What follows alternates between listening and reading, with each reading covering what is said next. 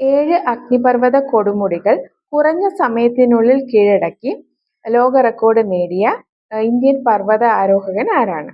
അദ്ദേഹം ഭൂപതി രാജു അന്മേഷ് വർമ്മ.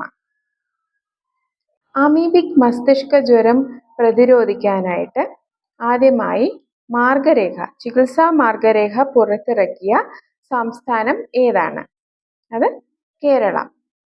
പൊട്ടിപ്പോയ അസ്ഥി മിനിറ്റുകൾക്കുള്ളിൽ പൂർവ്വസ്ഥിതിയിലാക്കുന്ന പശ വികസിപ്പിച്ച രാജ്യം ഏതാണ്? അത് ചൈന. അന്താരാഷ്ട്ര ജലദിനം എന്നാണ്? അത് മാർച്ച് 22. 2026 പ്രമേയം എന്താണ്?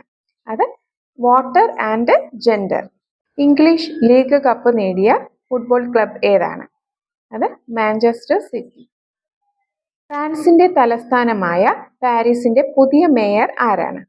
അത് ഇമ്മാനുവൽ ഗ്രിഗയർ. ഇന്ത്യയിൽ ഏറ്റവും കൂടുതൽ കാലം ഒരു തിരഞ്ഞെടുക്കപ്പെട്ട സർക്കാരിന്റെ ഭരണത്തലവനാവുന്ന വ്യക്തി ആരാണ്? അത് നരേന്ദ്രമോദി. പ്രായമായ മാതാപിതാക്കളെ സംരക്ഷിക്കാത്ത ജീവനക്കാർക്കെതിരെ കർശന നടപടിയെടുക്കുന്ന പാരന്റ് സപ്പോർട്ട് ബില്ലിന് അംഗീകാരം നൽകിയ സംസ്ഥാനം ഏതാണ്? അത് തെലുങ്കാന.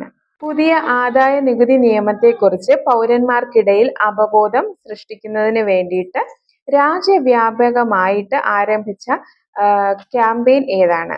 അത് പ്രാരംഭ് 2026. നിയമസഭാ തിരഞ്ഞെടുപ്പ് ഹരിതചട്ടം പാലിച്ച് നടപ്പിലാക്കുന്നതിനുള്ള ക്യാമ്പയിൻ ഏത് പേരിലാണ് അറിയപ്പെടുന്നത്? അത് ഗ്രീൻ ബട്ടൺ. 2026 സ്റ്റോക്ക്ഹോം വാട്ടർ പ്രൈസിന് അർഹനായത് ആരാണ്? അത് കാവേ മദാനി.